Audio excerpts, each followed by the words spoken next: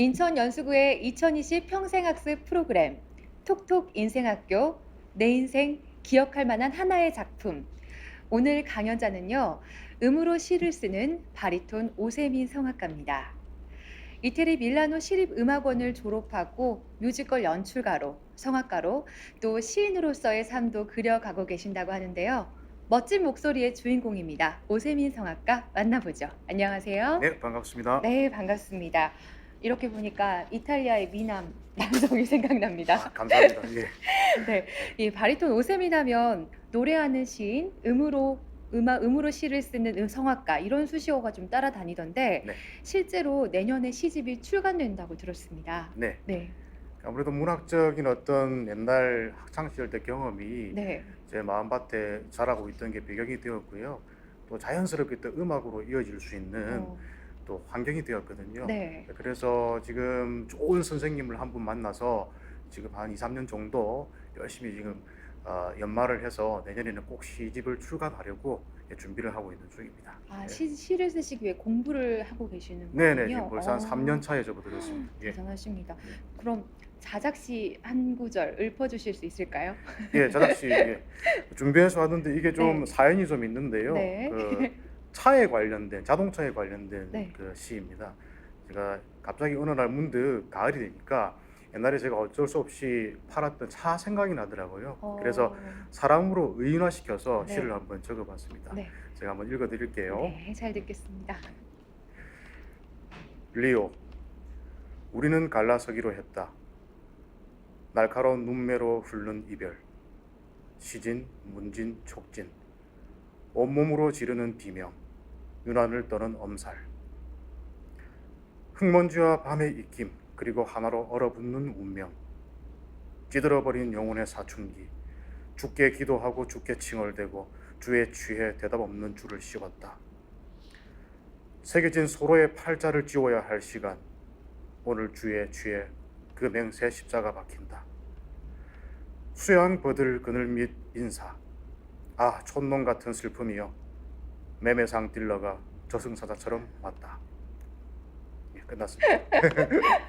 네, 정말 예, 차를 의인화해서 예, 꼭 의인화해서. 예. 어떤 여성분과 헤어지는 것 같은 느낌이 들었습니다. 예, 그렇게 한번 매칭 시켜보려고 좀 애를 썼는데 네. 재밌게 해보려다가 진지하게 변해버렸습니다. 예. 그 성악가님 음성 들으니까 더 노래가 기대가 되는데요. 네, 노래도 네. 오늘 불러주실 거죠? 네, 마지막 3강 끝나고 나서 노래 하나 준비하고 있습니다. 네, 잘 예. 듣겠습니다. 네, 오늘 강연 주제가 내 인생 기억할 만한 하나의 작품입니다. 네. 이 오세민 성악가에게 내 인생은 어떤 작품일까요? 음, 누구나 소중하고 인생이 네, 또 누구나 다 가치 있는 삶을 살고 있는데요. 네, 저는 제가 읽었던 책 한 권이 저의 인생을 좌우했기 때문에 소중한 기억으로 남아 있는데요. 에리 프롬의 저작이죠. 소유냐 존재냐라는 어, 책이 네, 저를 아주 많은 영향을 주면서 저를 여기까지 끌고 온 가장 큰 네, 원동력이 되었거든요. 네. 그 책 한 권이 정말 제 인생에서 정말 튼튼한 바위 같은 역할을 해줘서 음. 어떤 그런 상황들이 참 기억에 많이 남습니다. 예. 네, 그 책 한 권처럼 오세민 성악가님 강연이 많은 분들에게 좀 기억이 될 만한 그런 시간이었으면 좋겠습니다. 네. 오늘 인터뷰 네, 감사합니다. 감사합니다. 음악으로 시적 감수성을 깨우는 게 내 운명이라고 말하는 바리톤 오세민 성악가와 함께하면서 코로나19로 너무 외로웠고 너무 적막했던 2020년을 따뜻하게 마무리하시기 바랍니다. 바리톤 오세민 성악가의 매력적인 강연. 첫 번째 시간은 느림 속에서 시작된 음으로 시를 쓰는 삶입니다.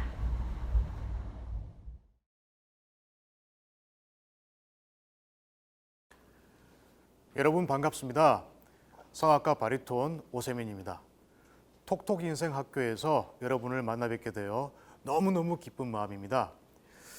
지금 코로나로 인해 세계적으로도 또 나라 곳곳이 근심으로 가득하지요. 이런 상황 속에서 모두의 마음이 위축되어서 삶의 여유를 찾아볼 수 없는 시절을 우리는 살게 되었습니다. 신나는 음악을 들어도 예전 같지가 않고요. 마스크를 쓰고 있다 보니 산책을 나가도 이웃들의 얼굴을 알아볼 수 없는 상황에 이르게 되었습니다. 아무래도 전국적으로 똑같은 상황일 거라고 저는 생각이 되는데요.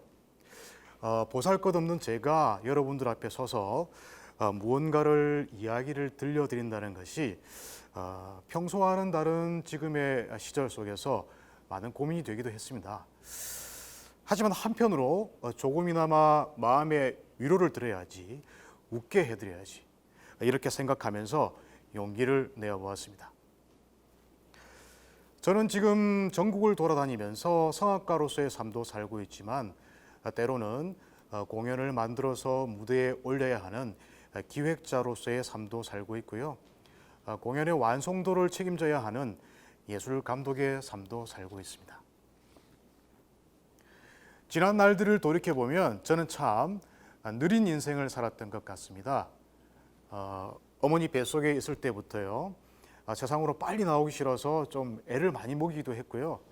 군대도 남들보다 조금 늦게 간 편이었고, 또 동기들보다 대학 졸업도 조금 늦게 졸업을 한 편이었습니다.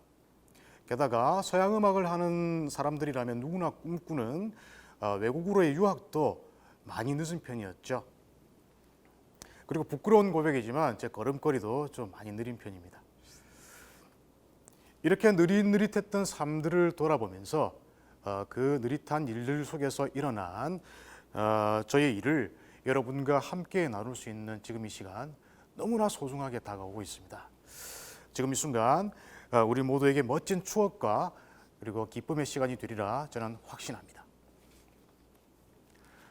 어느 봄날 14살 한 소년이 서점 안을 서성이다 무심코 책 한 권을 집어들게 됩니다. 한 장, 두 장 책장을 넘기던 소년의 이마엔 땀방울이 맺히기 시작하죠. 몇 분 지나지 않아 이 소년은 화가 나기 시작합니다. 한참을 서서 책의 내용을 이해해 보려 하지만 중1 사춘기 소년은 그 책의 내용을 이해할 수도 또 해독할 수도 없었죠. 소년은 그 이해할 수 없는 책을 사서 집으로 향하게 됩니다. 그리고 기계를 열어보듯 그 책을 다시 보기 시작하는데요. 문장 하나하나 또 단어 하나하나를 뜯어보기를 반복하지만 결국 책의 내용을 이해하는데 실패하고 맙니다. 그땐 지금처럼 인터넷이 없던 시절이라 그 소년의 이해를 도와줄 유튜브 동영상도 없었을 거고요. 그리고 자료들도 풍부하지가 않았을 겁니다. 게다가 그 소년의 주위에는 그 소년을 이해시켜 줄 수 있는 사람들이 많이 없었던 모양입니다. 그 일 이후로 소년의 책상에는 하나의 문구가 자리 잡게 됩니다. 나는 시인이 되고 싶어요. 그 소년은 지금 어디서 무엇을 하고 있을까요? 그 소년은 지금 어떻게 변해 있을까요? 그 소년은 지금 바로 여러분들 눈앞에 서 있습니다. 제가 그때 이해할 수 없었던 그 책의 제목은 과연 무엇이었을까요? 바로 위대한 정신분석학자이자 인문주의 철학자였던 에리 프롬의 소유냐 존재냐였습니다. 에리 프롬은요, 자유로부터의 도피, 사랑의 기술, 소유냐 존재냐 이런 베스트셀러 작가로 유명한데요. 사회 심리학의 개척자로서 현대 사회와 인간에 대한 날카로운 시각을 드러내는 뛰어난 저작들로 전 세계의 주목을 받았습니다. 에리 프롬은 훌륭한 작가이자 철학자이기도 했지만 세계 제2차 세계대전 이후에 혼란했던 사회의 틈에서 큰 힘을 발휘했던 정치 활동가이기도 했습니다. 지금까지 에리 프롬은 20세기의 중요한 지식인 중 한 사람으로 꼽히고 있죠. 지금도 소유냐 존재냐 책을 다시 꺼내서 읽으면요, 딱딱하게 느껴지는 그 에리 프롬의 책을 어떤 철학적 배경 지식도 없는 14살 사춘기 소년이 그 책을 이해하기란 정말 어려운 일이었겠죠. 하지만 그 일로 인해 소년의 가슴에는 문학도로서의 꿈이 자리 잡게 됩니다. 그리고 아주 큰 영향을 받게 되죠. 이후 조금씩 이 책을 이해할 수 있는 나이가 다가오면서 저는 성인으로 성장해가며 소중한 삶이란 과연 무엇인가에 대해서 진지하게 고민을 하기 시작합니다. 제 마음에 자리 잡기 시작한 에리 프롬의 가르침은 핵심은 바로 사람은 많이 소유하는 것만이 목적이 아니라 풍요롭게 존재하는 것이 목적이 되어야 한다는 것입니다. 지금 이 시절 속에서 그 뜻이 무엇인지 저는 곰곰이 다시 한번 생각해 보게 되는데요. 잠시 멈춰 있는 현실 속에서 이제껏 놓치고 있던 사소한 것에라도 조금씩 관심을 갖기 시작한다면 이를 통해 내 안에 있는 또 다른 무언가, 또 내 안에 있는 또 다른 존재를 찾을 수 있는 기회가 될지도 모르겠습니다.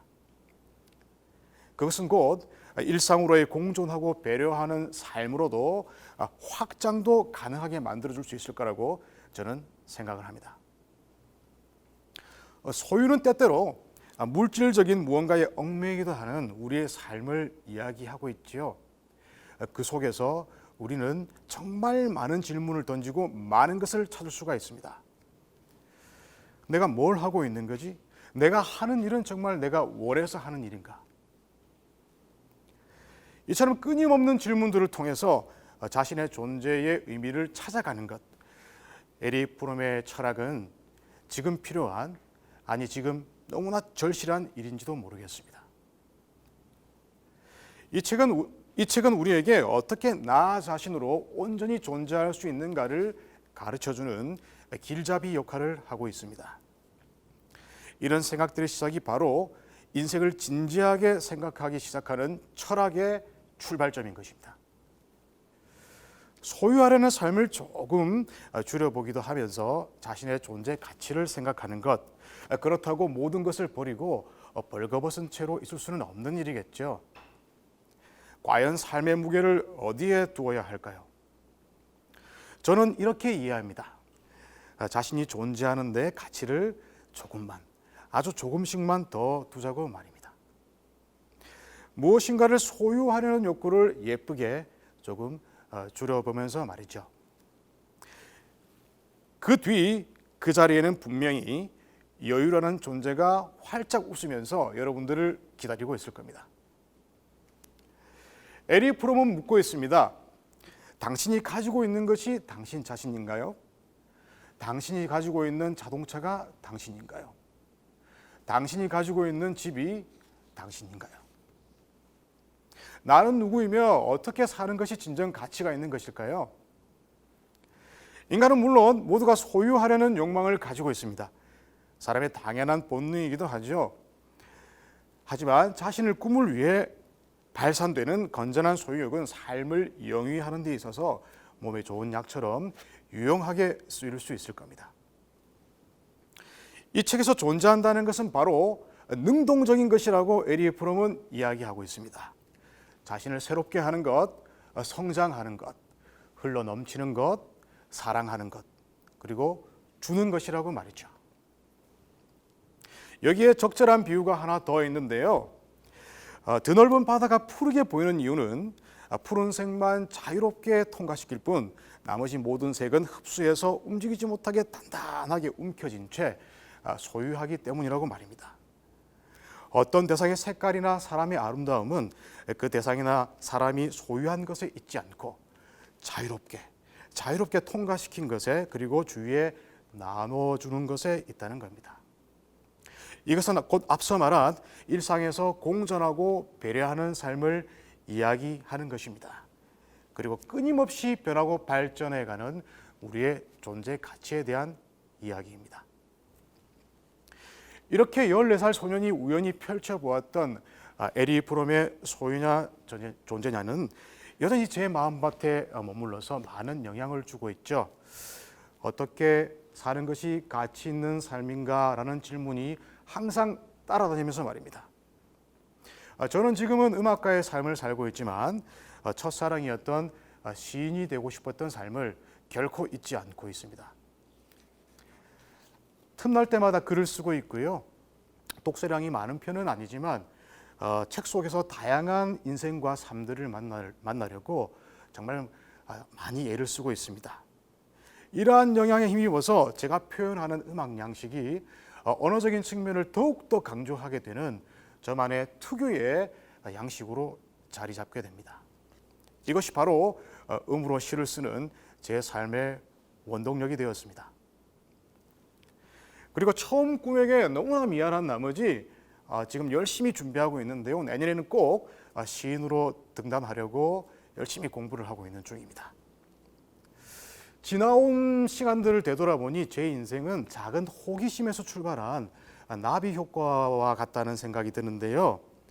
한 소년이 집어든 책과 많은 고전이 문학을 사랑하게 만들었고 음악가의 삶을 살게 했으며 게다가 문학이라는 마음밭에서 음악이라는 싹이 꼽히고 있으니 에리 프롬에게 감사해야 될 일이 한두 가지가 아닌 것 같습니다. 코로나로 지쳐있는 우리의 삶 속에서 저의 이야기가 여러분들에게 작은 위로가 되었으면 하는 생각이고요. 여러분의 마음 속에서 희망이 싹트는 시간이 되었으면 합니다.